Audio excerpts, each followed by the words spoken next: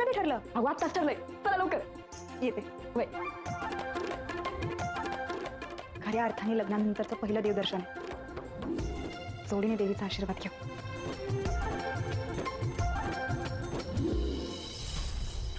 तात्या, हा तुमचा मोबाईल राहिला होता. हा हे बरं केला बाकी. अगं पण तुझा आवर की लवकर दिवेला जायचं ना का? नाही तात्या, तुम्ही जावा, मला नाही यायचं. आणि ते का ग? काय वा, तुम्ही अजून इथंच? तुम्ही जाणार होता ना बायाकडे मग? होय अगं बाळाकडेच निघालोय. पण ही काय म्हणाली बघ की दिवेला येत नाही म्हणाली. काय ग पाहुणे, म्हणजे देवदर्शनाला सगळ्यांनी जायचं ठरलं होतं ना? आपल्या कुलदेवीच्या दर्शनाला मी आणि राजनी जोडीनं जायचं हे स्वप्न होतं माझं. पण आता राज आणि नित्या नाही, मला नाही सहन होणार. पाहुणे, आता हे स्वीकारायला नको का? वय आहे, पण जरा उशीर तर लागेलच ना. त्याच्यावर लहानपणापासून प्रेम केलं, त्याच्याबरोबर लग्न करायचं स्वप्न होतं. त्याला असं दुसरं कोणाचं होताना बघताना मला नाही जमलं. पुरी कळतंय तुला काय वाटत असेल ते, पर तू नाही आली तर कसं दिसेल ते? एक काम असं कर, लय तू बाहेरच थांब, आतमध्ये नको येऊ. हा तात्या, मला कळतंय तुम्हाला काय म्हणायचं ते, पण मला नका आग्रह करू. आई, तुम्ही तरी समजून घ्या ना मला. ठीक आहे, तुला नाही यायचं ना, नका येऊ. पाहुणे, माझी तुझी गुन्हेगार मी आहे. म्हणजे कंच्या तोंडाने तुझी माफी मागू आता. अगं पण हे सगळं म्हणजे देवीच्या इच्छेपुढे कुणाचं काही चालतं का? सांग की. बरं जाऊ, तुला नाही यायचं ना, नका येऊस. हा हे बघ, म्हणजे आम्हाला यायला उशीर होईल. तू जेवून घ्या बाळा.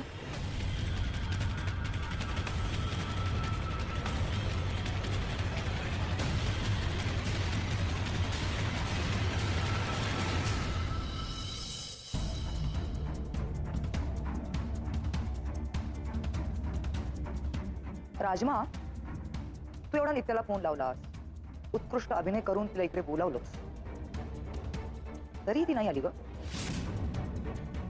का असं झालं असेल? मी म्हणले होते की नाही तुम्हाला, ती नाहीच येणार इथं. अहो, तिला कशाला असेल माझ्या जीवाची काळजी? बरोबर आहे, तिला तुझ्या जीवाची काळजी नसेल, पण तुला वाटते का तिच्या जीवाची काळजी? झालं आहेच का तुमचं परत? ये र माझ्या मागल्या. आता तुमच्याच समोर होते की नाही मी? ओ, माझा तर फोन मी तुमच्याकडे होता. मला काय माहिती का आली नाही ते? मालकीन बाई, तुम्ही ना दरवेळी माझ्यावर संशय घेता. माझा तुझ्यावर खरंच संशय असताना आतापर्यंत सोडून काढली असते तुला. ऐका माझं, ती नित्य काय तुमच्या हाताला लागणार नाही. अहो, दरवेळी तोंडावर पडाल्या तुम्ही. माझं ऐका, ती सोडून देणार तिचा. ती तुमच्या हाताला काही गावणार नाही बघा.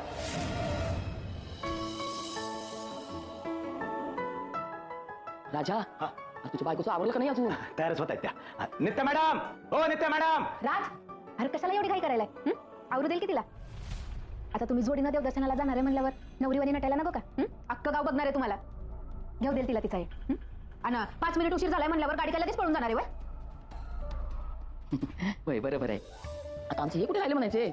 तात्या बाळूच्या घरी आहेत, गाडी घेऊनच येतील ते. बरोबर, चालतंय चालतंय. अम्मा, सगळं व्यवस्थित आहे ना सामान? तेच बघत असतोय हो. बरोबर. हे म्हणजे खंड घेतलाय, नारळ घेतलाय आणि एनबी घेतली. नित्या मॅडम, हो नित्या मॅडम, आवरा की पटापटा. दाद्या, रावला की त्या कशाला वरडायला? तू गप, तू गप, तू गप, तू गप, तू गप, तू गप. ये का बसा.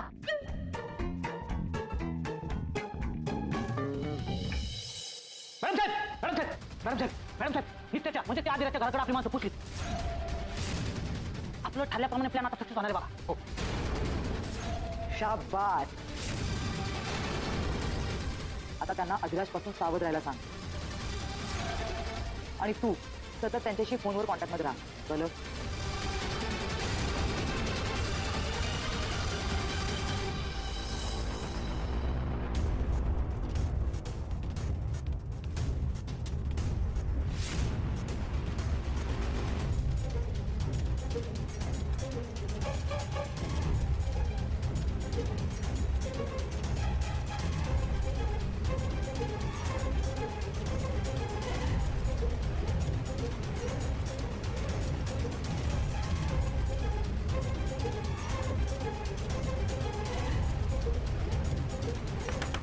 नित्या मॅडम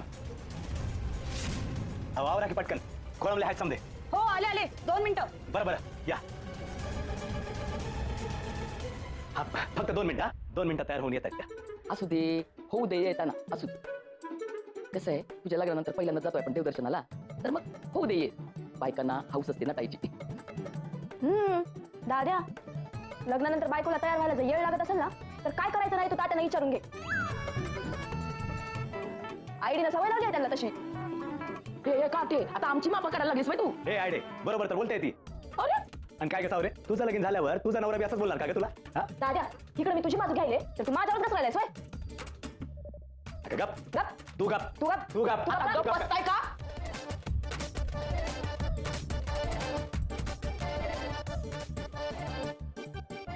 वाह, व्हेरी गुड, 1 नंबर. काय डाव टाकायला तू तुम्ही नित्यावर?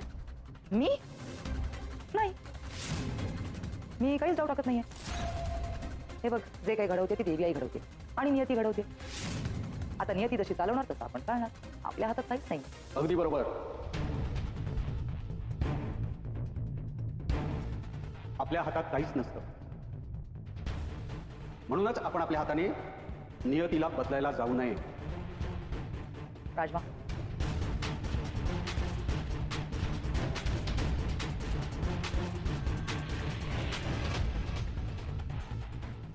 नित्या गायब झाली म्हणे. हो का? नाही म्हणजे मला काहीच माहित नाही. हे बघ, हे तुझं वेड पांघरणं जगासमोर, माझ्यासमोर नाही.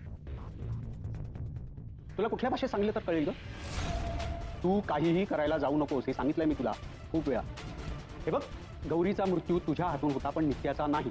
आणि तसं जर का करायला गेलीस तर स्वतःच्या पायावर कुऱ्हाड मारून उठशील. अरे पण तिला मारणार नाहीये मी.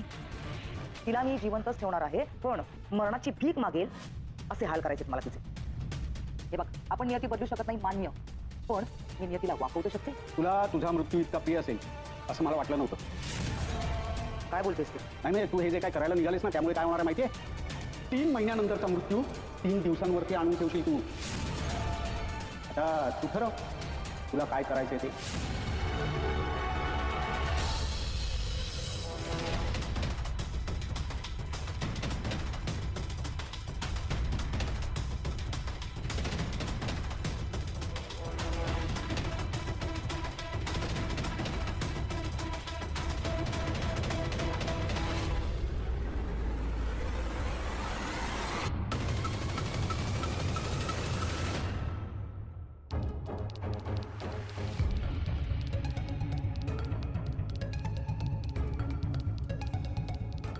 दोन मिनिटं बोलून अर्धा तास झाला, अजून आल्या नाहीत त्या.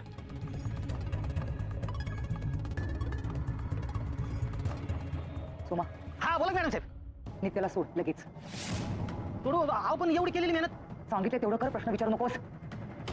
सोड तिला लगेच. चालते.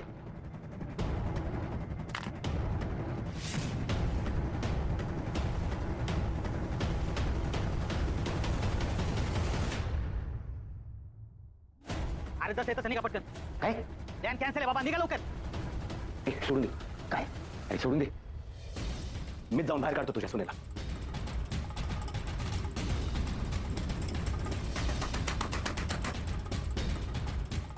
नित्या मॅडम, हो नित्या मॅडम.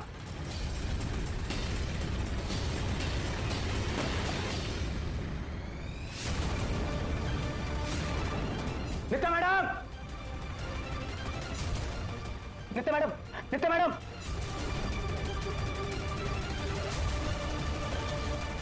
मॅडम, काय झालं? काय झालं यांना? नित्या मॅडम, नित्या मॅडम. मॅडम, पाणी घे, पाणी घे. पाणी मार त्यांच्या तोंडावर. मॅडम, मॅडम हो. नित्या मॅडम, नित्या मॅडम. आली हो, शुद्धी आली.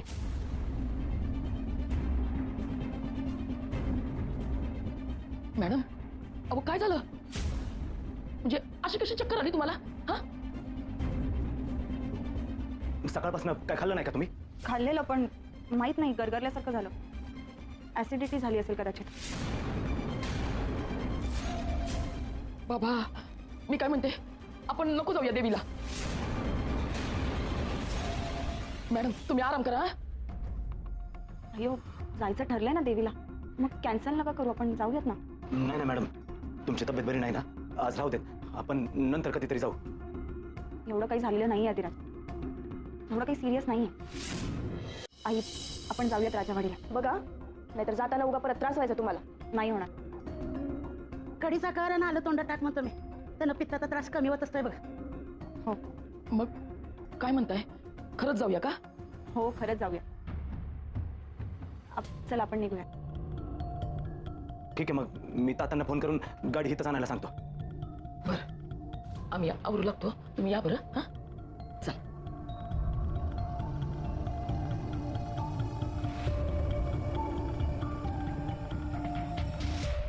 हे पित्त नसतंय की ग, दुसरंच काहीतरी असतंय. तिथं शालिनीचं खबर, तिने माणसं पाठवली, व्यंकटेशा पण देवी आईचा आशीर्वाद आहे माझ्या पाठीशी. तेच बळ आहे माझ्यासाठी. त्या शालिनीला मी धडा शिकवणारच.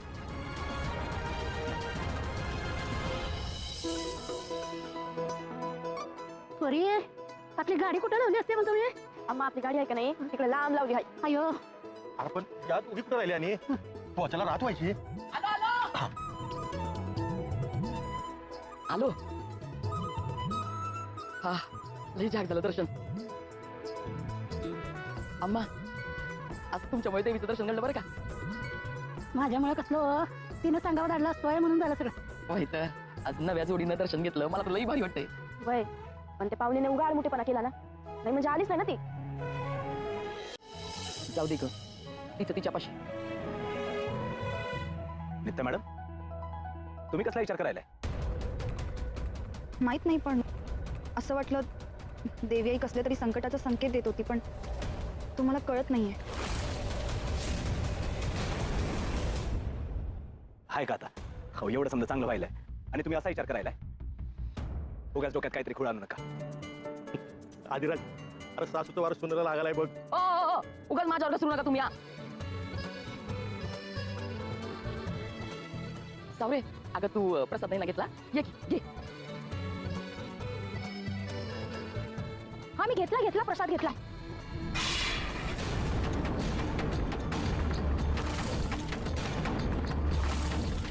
ओ सॉरी जरा घाईत होती ना.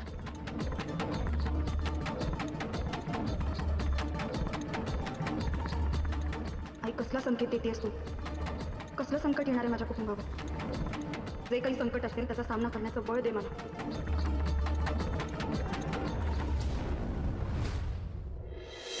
आयडे लाईट गेली वाटतं, मेणबत्ती लावतो मी.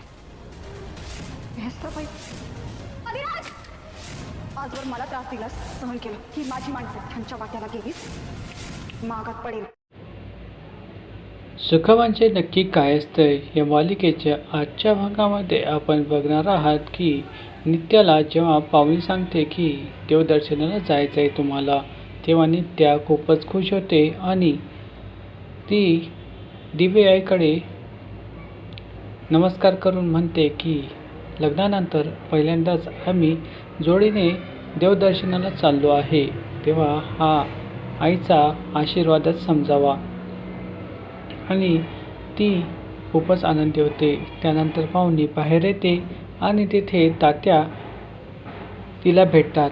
ते म्हणतात की चला लवकर तयारी करायची आहे ना आपल्याला, इकडे तिकडे काय फिरत आहे तू. तेव्हा पाहुणी म्हणते की तुम्ही जा देवदर्शनाला, मी काही येत नाही. तेव्हा तात्यांना खूप आश्चर्य वाटतं आणि ते म्हणतात की काय, हे काय बोलतेस तू. तेव्हा पाहुणी म्हणते हो मी नाही येणार. तेव्हा तेथे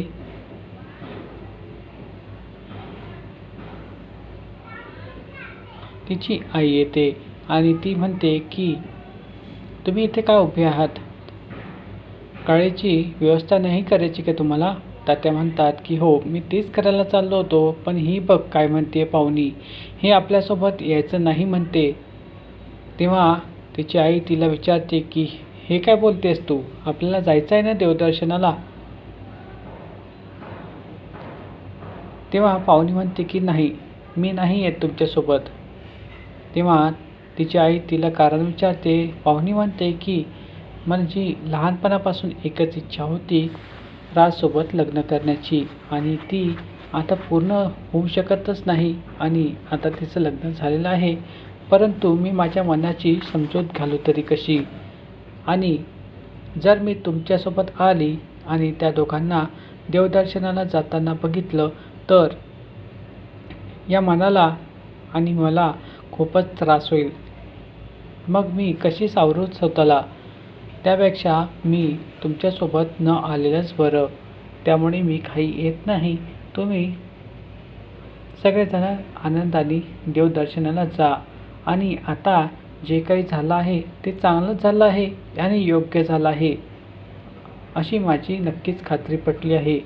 कारण आता मागे जे घडामोडी घडल्या आहेत त्या बघून मला तरी आता असंच वाटतंय. त्यामुळे तुम्ही देवदर्शनाला जा आणि मी इथेच राहते. तेव्हा तिची आई त्यासाठी तयार होते आणि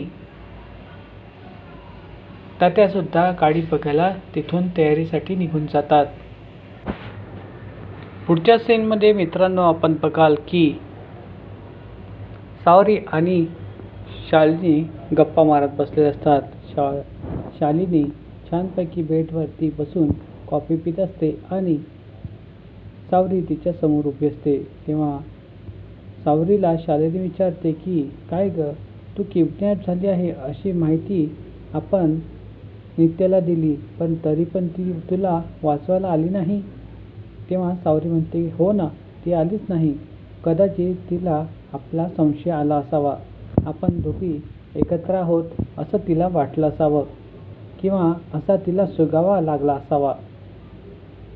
तेव्हा शालिनी म्हणते की खरं तर तुझी तिला काळजीच नाही असं सुद्धा असू शकतं. तेव्हा सावरी म्हणते हो, तसं सुद्धा असेल. बघा ना, तिला माझी अजिबात काळजी नाही म्हणूनच ती आली नाही. पुढे सावरी म्हणते की आपण आता पर्यंत जे काही डाव तिच्या विरोधात टाकले ते सगळे आपल्या विरोधातच गेले आणि तुम्ही तोंडघशी पडला आहात. आणि आता आपण एक काम करायचं आहे का, आपण तिच्या विरोधात आता कोणताही वाईट विचार करू नये आणि तिच्या विरोधात कोणताही कारस्थान करू नये. कारण नेहमी आपण तिच्या विरोधात काही करायला जातो आणि तोंडघशी पडतो आणि नेहमी तुम्ही माझ्यावर संशय घेता, हे काही योग्य नाही. मी तुमच्याच बाजूने आहे आणि नेहमी राहणार आहे.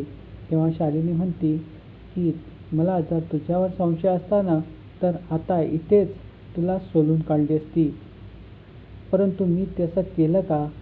तेव्हा सावरी म्हणते की नाही, तुम्ही तर तसं केलं नाही, परंतु आता आपण तिच्या नादाला लागणं सोडूनच देऊया. कारण नेहमी तुम्ही तोंडावरती पडता आणि तिचं नेहमी काही ना काही चांगलं होतं. आपण जेवढं तिच्या विरोधात काही कारस्थान करतो तेवढंच तिचं चांगलं होत जातं. हे काही योग्य नाही आणि तुम्ही तोंडघशी पडता. हे ऐकल्यानंतर खरं तर शालिनीला खूपच राग येतो आणि त्या कब्बशीमध्ये असलेला चहा त्याच्या तोंडावरती फेकावा असं तिला वाटतं, पण शालिनी असं काहीही करत नाही आणि ती आपला राग व्यक्त करत नाही. उलट ती सावरीला समजावून सांगते की गप्प बस, आता पुढे झालं तुझं रडगाणं. आता बघ मी आता पुढे काय करणार आहे. आणि असं म्हणून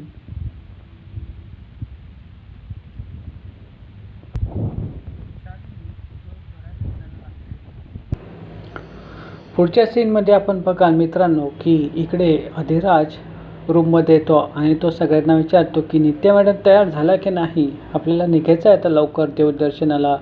तेव्हा पाहुणी तिथे येते तेवढ्यात आणि ती त्याला सांगते की ती येतच असतील ना, आता तयारी करायचं म्हटल्यावर आता वेळ तर लागणारच ना, आणि त्यात ती नवी नवरी आहे.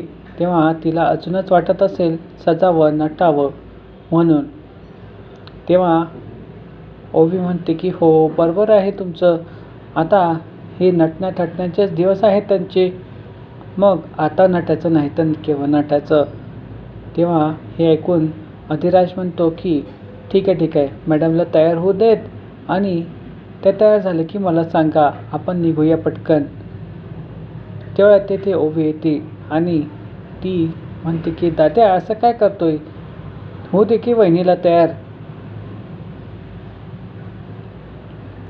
तेव्हा अधिराज म्हणतो की मग मी कुठे नाही म्हटलंय. तो पण ना, आणि तो तिच्या डोक्यावरती टपली मारतो आणि तिथून निघून जातो.